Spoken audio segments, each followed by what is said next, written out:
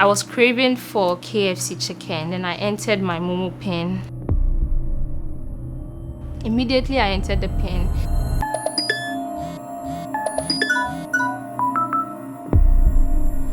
Within minutes, your money is gone. You can't get it back.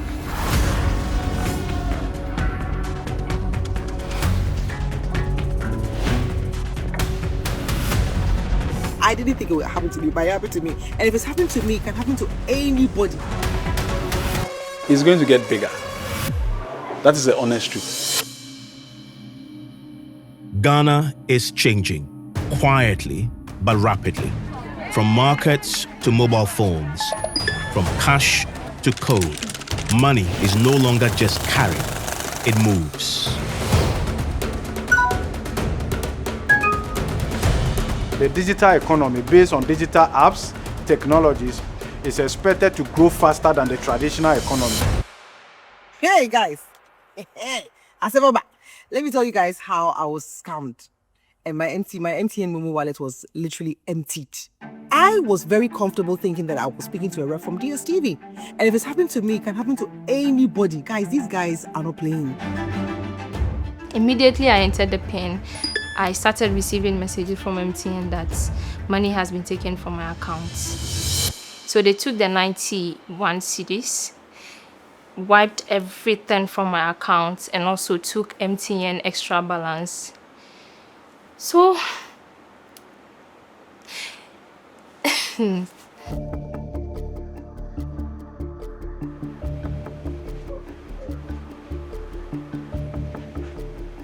sorry.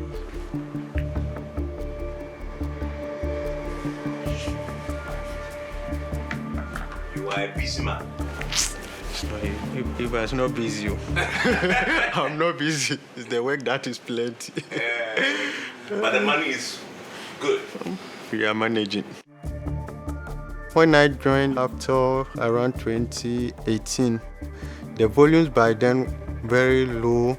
In a day, we were doing like 500 to 1,000 transaction counts. But between then till now, in a day for now, we are doing about 2 million count of transactions. More than 80 million mobile money accounts exist across Ghana. Over 26 million are actively used every 90 days. In 2025 alone, digital financial transactions reached nearly 10 billion transactions, worth more than 4.5 trillion Ghana cedis.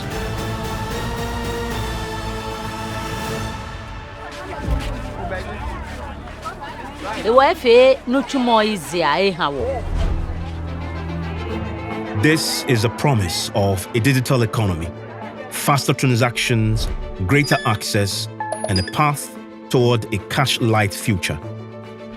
But as the system expands, so does its exposure.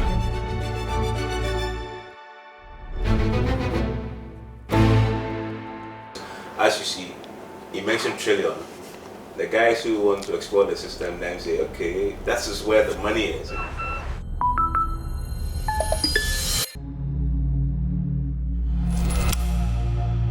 Now it's becoming more towards digital fraud or digital burglary, let me put it that way, or digital armed robbery, let me put it that way, because it's becoming quite fascinating how the progress of moving funds digitally has brought us.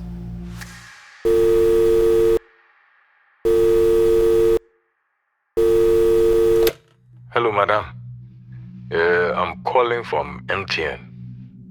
Can you confirm your PIN? Fraudster using psychological manipulation to manipulate and to get information from you, pretending to be who they are not.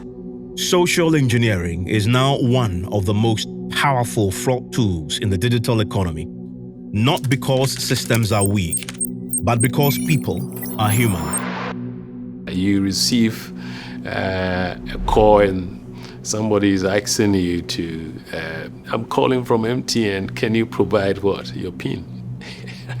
You laugh, you know. Those are typical social engineering attacks. MTN will not call you to request for what? Your PIN. The fraud cases are ticking up, they're trending upwards. But what they're beginning to see is one that shows that mobile and digital payments fraud is also becoming a big issue. It looks like they are hypnotized, or I don't know what they tell them. Basically, the fraudster using psychological manipulation to manipulate and to get information from you, pretending to be who they are not. In most of the instances, they are pretending to be sending an email from a bank. You will see that they sent an email, which you check critically the email address, maybe it's coming from ABSA. But if you see ABSA, maybe it's ASBA. And there are things your bank will not ask you remotely to confirm or to do. Mobile money no, buy na beboa. But say some wo ho no, e na ha adwe. Social engineering fraud is all about trying to influence the conscience of the victim or the account holder for them to be able to transact on their behalf. We cannot take these digital platforms out of the whole equation, but it's some of these things that have become the red flags that we need to take notice of, because you cannot necessarily have everything go all positive throughout. So we should rather be aware, right? Or we should be aware of some of these things, because these developers are always trying to improve themselves. You always see WhatsApp updates, you see new features and all of that. What are you doing at that moment to, secure yourself so that you don't fall victim? That is the most important question that we need to ask ourselves.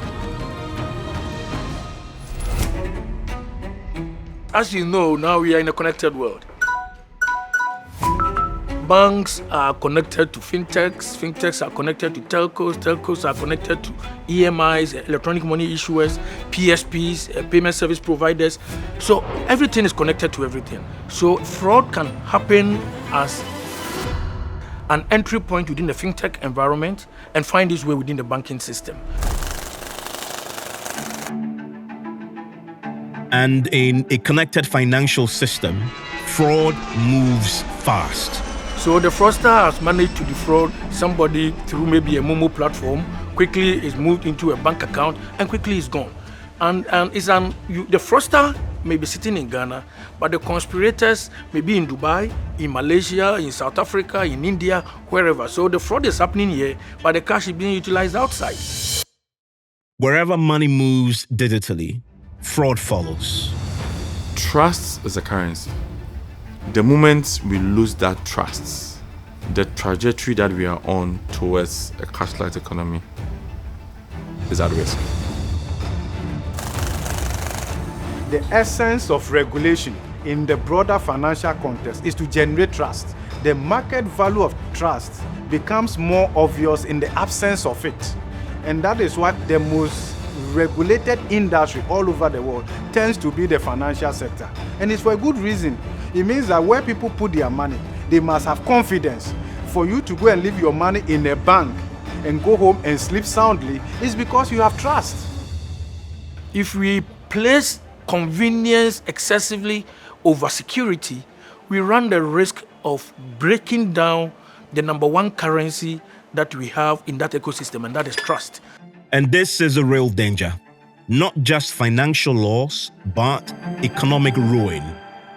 We have this hypothesis we need to test. What is the relationship between digital payments and the economy? We believe there is a very fundamental relationship there, and that the survival of our economy depends on the strength of digital payments and its safety, and that the prevalence of fraud can actually have devastating wider economic implications for us and our push towards a cashless economy. Because when you have a thriving cashless economy, you are then able to formalize such an informal economy.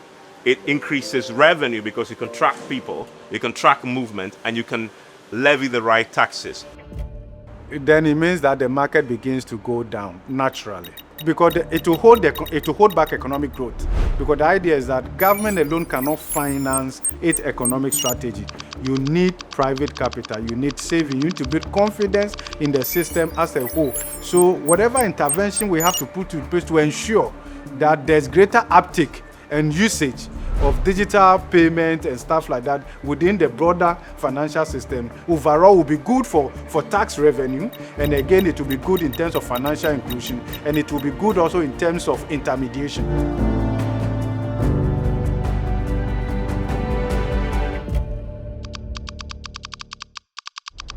But despite the risks, the evidence still points in one direction: forward.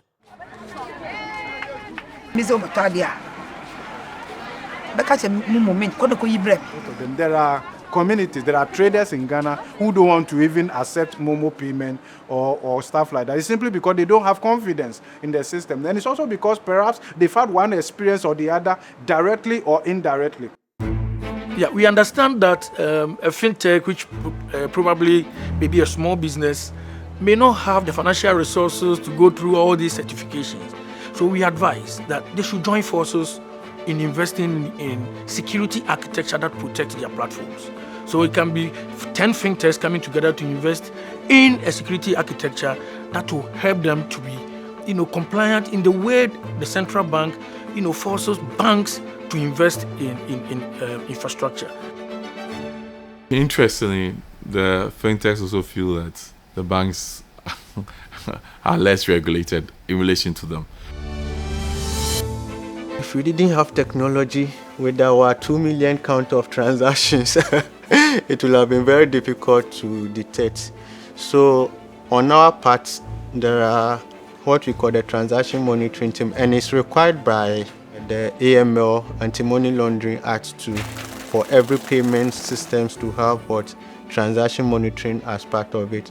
So we have systems that triggers alert that anytime we find a suspicious transaction, the system will trigger an alert for someone to go and review and see whether there's a potential fraud. So we depend a lot on technology to do this. Even your device that you have at the moment you come to us, you'll be able to tell that, okay, Evans has come with a device and this is the ID linked to it. This is the phone number he came with. So we are tracking your journey throughout. The day we receive a complaint that Evans has perpetrated fraud on MTN, we can even go as far as blocking your device on our platform that you will never be able to use our systems in-house. The fraud battle is becoming technological, an arms race between security systems and criminal innovation. I know our recommendation is to make sure that we have an industry-wide solution to prevent fraud. So a solution that will deal with the banks, a solution that will deal with the fintechs, a solution that will deal with non-bank institutions. So I think we need to have a 360-degree solution, not the one that is in siloed. Okay, so we have one that is for banks, one for fintechs. As you rightly said, all these are connected. So when you have a solution that is siloed, then it becomes a problem. We have gone through some loss experiences and we've seen some trends and have invested in systems to arrest the frauds that potentially could happen on those fronts. But the good thing is the industry is trying to come together to fight this kind of fraud that we are seeing, from Bank of Ghana to even the law enforcement agencies like the police. And the more we are able to do these things, then we are able to build the trust of our merchants and our customers. I think enforcement action is also key, yes. I must say you cannot investigate successfully and prosecute every cyber security incident or every cyber crime that occurs. No. Look, even if the state is able to successfully investigate and prosecute 5% of all cases that are reported, that would have been a phenomenal, significant world record. Because there are complexities. Some of these attacks are not even in Ghana. And that is why I'm advocating for the preventive measures. Because ultimately, once you're able to prevent, then you're likely to have saved the citizens a lot. And you can allow the law enforcement, the CID, the YOCO, the others the CSA, to be able to focus their limited resources on field that they can pursue and prosecute and possibly get successful outcomes to serve also as a deterrent. As you know, with technology, you can't be 100% sure.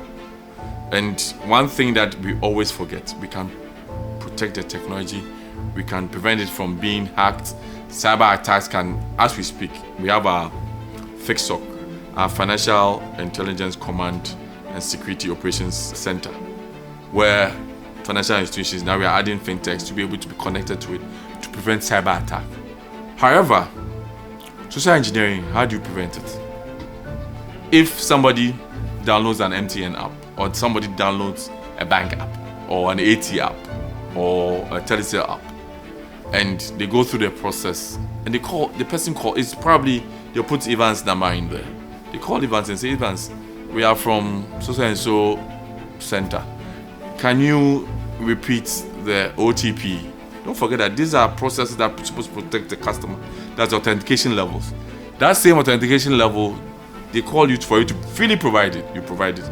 They call you again to say, can you add your PIN to it? How do you prevent that? So they give you a link? Yes. They send a link to your WhatsApp? Yes, Okay. yesterday. I think you forwarded me the link. Let me follow it. Hello? Yes, please. Hi, is this KFC? Yes, you're welcome to here. KFC, is it KFC I'm not Kanishi? Because I'm ordering something for my grandma. Yes. Okay, good. What do you have on the menu? I'm looking for, you do chicken nuggets? Yes, we do chicken nuggets. Do you do dispatch? Yes. Okay. I'll send you a PO of WhatsApp where you take your payment and submissions where we are doing it directly to you. Okay, so you send me the POS details On WhatsApp. on WhatsApp. Okay. I'll just send yes. The same number with it. Okay. So you send me that. Okay, good. So I'm standing by for. Do you have the same number on WhatsApp? I will. Is this on WhatsApp? I can send you my WhatsApp number. Okay, so this is the same number on WhatsApp. Okay, good. So I'm going to send you my WhatsApp number, and then you send me the payment details. Correct? Alright. Okay, good. If I have any challenge, I'll call you back. Okay? Alright. Okay. Thank you very much.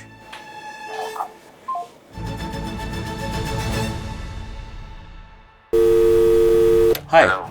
Hi. We just spoke. You sent me the POS payment details. Alright. Please, very quickly. I just tried to use the link you sent me, and when I got to the end, it's asking me for my PIN. Are you going to send me a PIN, or I should type in my order number? That's your MoMo PIN to authorize the payment. Oh, so I should. Yes, you put in your MoMo PIN to authorize the payment. Okay. You shall make it. So I should type in my MoMo PIN. Yes. So you're not scamming me. No.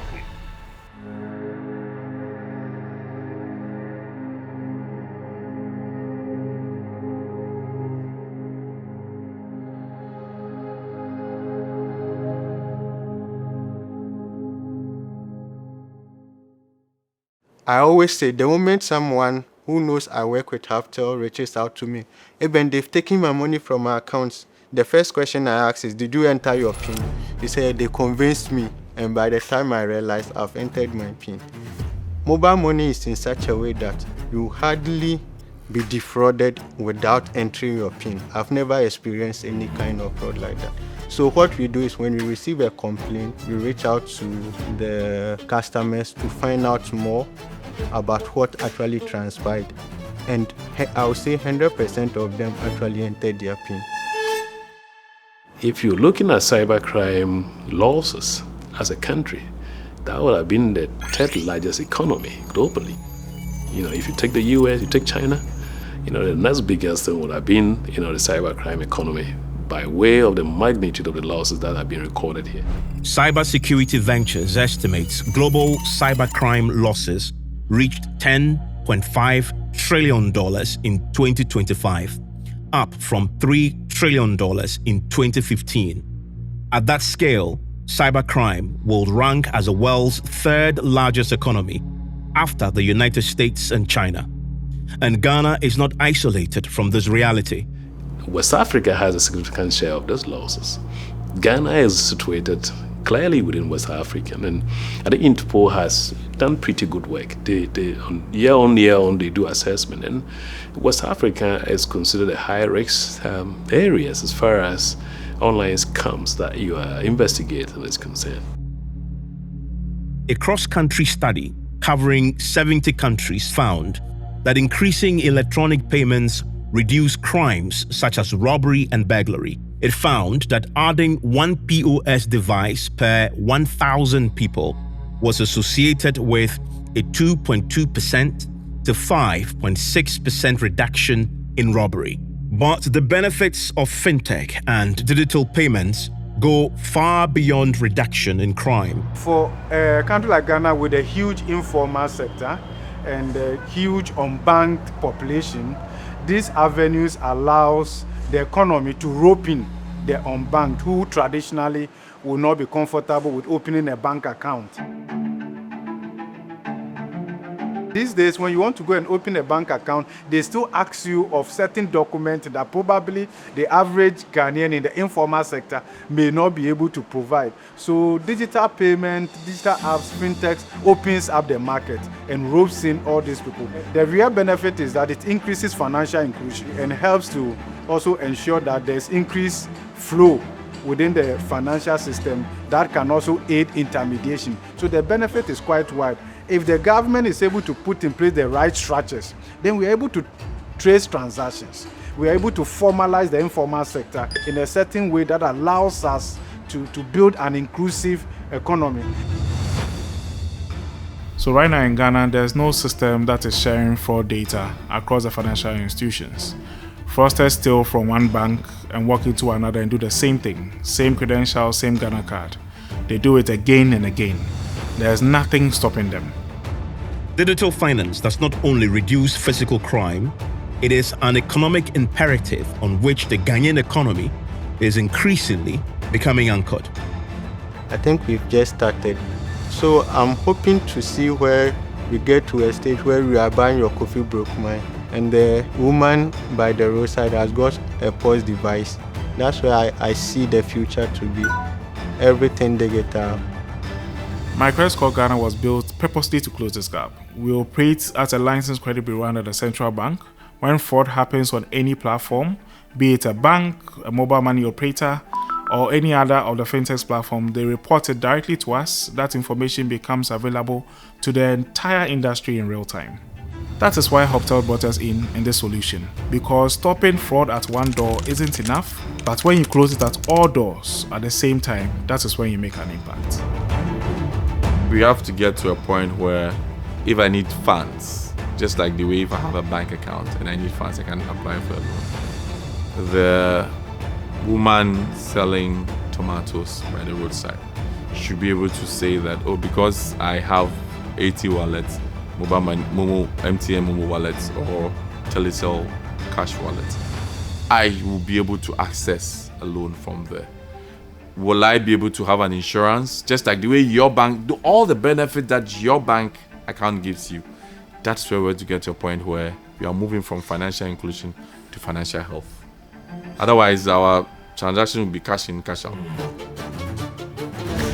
If we do not address this and nip it in the bud, it has the potential of frustrating our move towards a more cash-light society. Technology can build a digital economy, but only trust can sustain it.